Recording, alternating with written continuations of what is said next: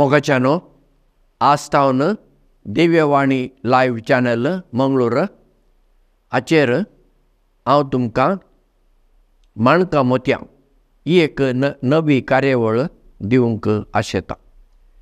ह्या कार्यावळींत तुमकां विविध काणयाद्वारी, गणिताद्वारी, विशयाद्वारी चिंतूंक विशय मेळटात. हाका हांव म्हणटां चिंतपाक सारें. जशें झाडां वाडोवंक, फुलां दिवंक, फळां दिवंक आमी सारें वापरता, तशें आमचें मत एक सारें जायचें चिंतूंक. आनी तें सारें विविध काणयेंतल्यान, चिंतपांतल्यान, विशयांतल्यान आमकां मेळटा. आनी ह्या विशयांक लागून तुमकां एका विशयाचेर एक दुसरेच नदरेंतल्यान पळोवंक आदार जातलो अशें म्हाका भोगता. देखून ही कार्यावळ तुमी पळोवची. तुमची कितें प्रतिक्रिया आसता ती तुमी दिव्यवाणी लायव्ह चॅनलाक धाडून दिवची. आनी हाका लागून ह्या कार्यावळीची शिंगळ वा सांकळ म्हणात ती आनी बरी करूंक आमकां आदार जातलो. तुमचो प्रोत्साह, तुमचो सहकार आमकां चड गरजेचो. आनी तुमी तुमचो सहकार आदार दिव्यवाणी लायव्ह चॅनलाक दितल्यात म्हूण हांव बरवसतां. तुमकां देव बरें करूं. एका गांवांत एकलो क्रिस्तांव मनीस आसलो आनी बरो कथोलीक तो. सदां मिसाक येतालो, घरांत आमोरी रजार मागणे, इगर्जेंत रितीरेंत तो हजर जातालो, खुर्सा वांटो, साक्रामेंताचें आराधन आनी उदारपणाचो मनीस गरजे खांदाक पावतालो, इगर्जेक दान दितालो. असलो एक देवोत मनीस एक दीस पावसाच्या दिसांनी असो दोंगरार चलोन वेतालो. आनी चलोन वेताना पांय निसरून तो पडलो. पडलो मात्र न्ही, लोळून लोळून सकयल येवंक लागलो. आनी येताना ताका थंय एक रुखाचें पाळ मेळ्ळें. त्या पाळाक ताणें धरलें. वयर पळयल्यार कितें पळयतलो? उंच दोंगर. सकयल पळयल्यार खण. वयर वचूंकय जायना, सकयल देंवोवंकय जायना. थंय हो मनीस हुमकळटा. लागीं कोण ना. आनी असल्या ताच्या आकांताच्या वेळार तो देवाक उलो मारून म्हणटा, सायबा, तूं जाणाय हांवें तुजी खरी भक्ती केल्या तें हांवें तुका सांगची गरज ना. आतां हांव आकांताक सांपडलां. म्हाका निवार सायबा. आनी तुवें म्हाका निवारतच हांव जिवीतभर कितें अजाप तुवें म्हज्या जिवितांत केलें तें हांव वेता थंय लोकांक सांगता. धर्म जात खात पळयना, सगळ्यांक हांव हें परगडटां अशें ताणें देवाक सांगलें. तेन्ना ताका देवाचो ताळो आयकूंक आयलो. पुता, तें पाळ सोड. हाका जाप. हांवें देवा कडेन मागलें आनी देवान जाप दिली. सायबा, तुवें कितें म्हणलें?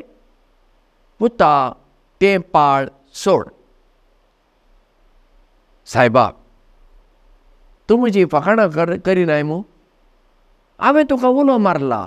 म्हाका आकांतांतलो निवारूंक हांवें तुका सांगलां आनी तूं म्हूण तें पाळ सोड. वय पुता, तूं तें पाळ सोड. तेन्ना हो मनीस म्हणटा, सायबा, हांव आकांताक सांपडलां. कित्याक बेश्टें तूं म्हजी परिक्षा करताय? पाळ सोडल्यार हांव सकयल पडटलों आनी मरतलों न्हय. देव म्हणटा, ना पुता, पाळ सोड. परत्यान हो मनीस म्हणटा, तूं म्हजो हात धर आनी हांव पाळ सोडटां. देव म्हणटा, पयलें तूं तें पाळ सोड. हो मनीस पाळ सोडूंक तयार ना जालो. त्या पाळाक धरून थंयच रावलो आनी थंयच मेलो. आतां ही एक पाळाची काणी. आनी तुमकां विचित्र दिसत, कसलो पिसो मनीस वो.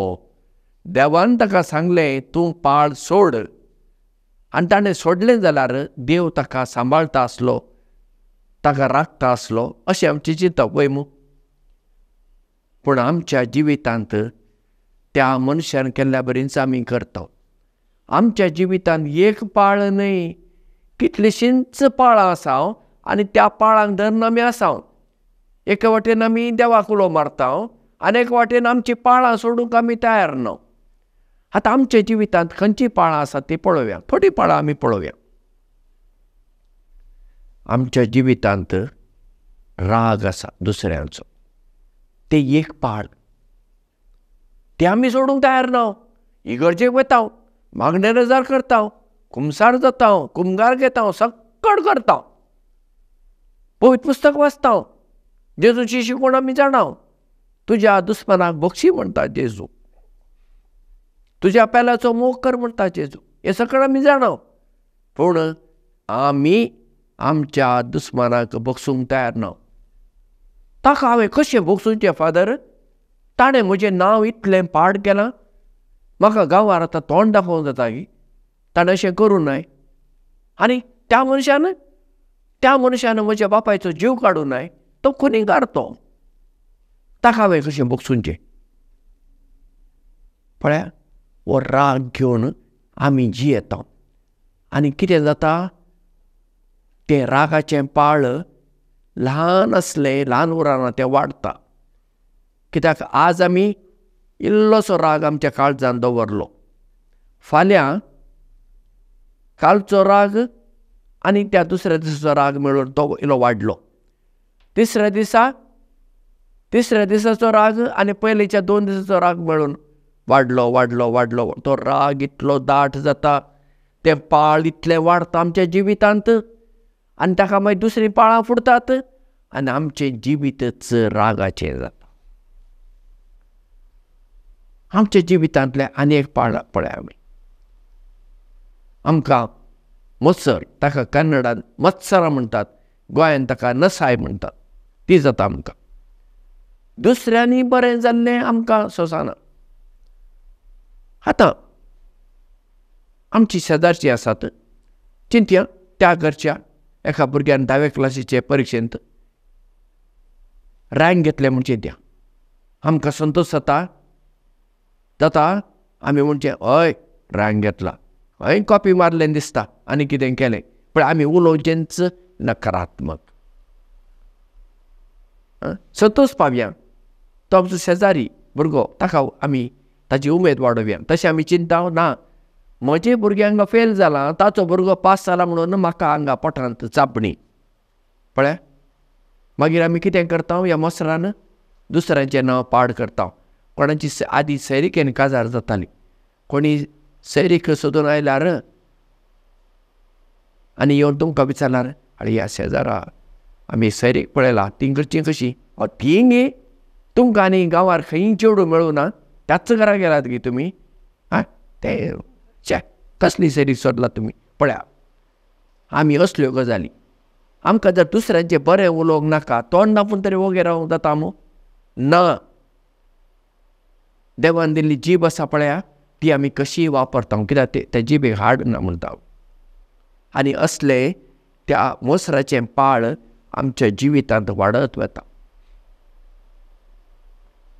आमच्या जिवितांत दुसरें पाळ आसा, हांव व्हड, तूं ल्हान. दुसऱ्यांक सगळ्या नदरेंतल्यान पळोवचें आनी हर एक गजाली कडेन आमी मागीर आमची नदर तीच. हांव बरो, तूं खोटो, हांव व्हड, तूं ल्हान, हांव ग्रेस्त, तूं दुबळो, हांव ह्या जातीचो, तूं ते जातीचो. पळय, असल्यो सगळ्यो गजाली आमच्यो. भेदभाव करचो आमी. आनी हे भेदभावाचे पाळ आसा पळय, ते आमकां रमता, आमच्या जिवितांत आसा, ते आमी काडूंक तयार ना. वर्साचे वर्सा ते तशेंच उरता. पळया, आमच्या जिवितांत दुसऱ्या विशीं एक खरो हुस्को आमकां आसा, दुसऱ्यांक समजून घेवंक आमी तयार आसा ना. सक्तन यारांक आमकां समजून घेवंक जाय, आमी कोणाकच समजून घेवंक तयार ना.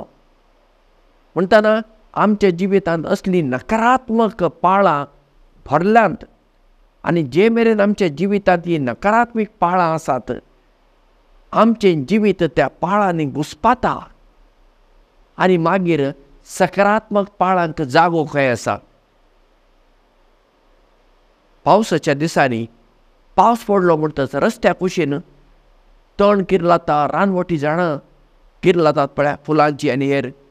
कोणेंच ताका बीं घालूं ना, सारें घालूं ना, उदक घालूं ना, आपशीन ती किर्लातात. आनी आमच्या गार्डन आसता, बाग आसता, आमच्या बागेनी ती रानवटी झाडां येतात. ती आमी काडिना जाल्यार कितें जाता, आमी लायिल्लीं झाडां मरून वता. कित्याक ती रानवटी झाडां इतलीं बळवंत आसतात, आमी लायिल्ल्या झाडांक बी मान उडयतात चिड्डून काबारच. म्हूण आमी ती काडटा वयर न्हू, तेन्ना मात्र आमच्या बागेंत आमी लायिल्लीं झाडां वयर सरतात न्हू. तशेंच आमच्या जिवितांत ह्यो रानवटी वस्तू आसात ताका हांव पाळां म्हणटा. ती पाळां उमटून काडूंक जाय. बेश्टे कातन काडला पावना, ताजी एक कुडको उरला पुरो परत्यान तें जीव जाता. ही पाळां मुळां नाका जाल्ली आमी काडूंक जाय आनी आमच्या जिवितांत सकारात्मक पाळां आमी हाडूंक जाय. तर आमी सकारात्मक नदरेची मनशां जावया. देव बरें करूं आनी आमचो तुमचो मोग असोच आसूं आनी वाडूं.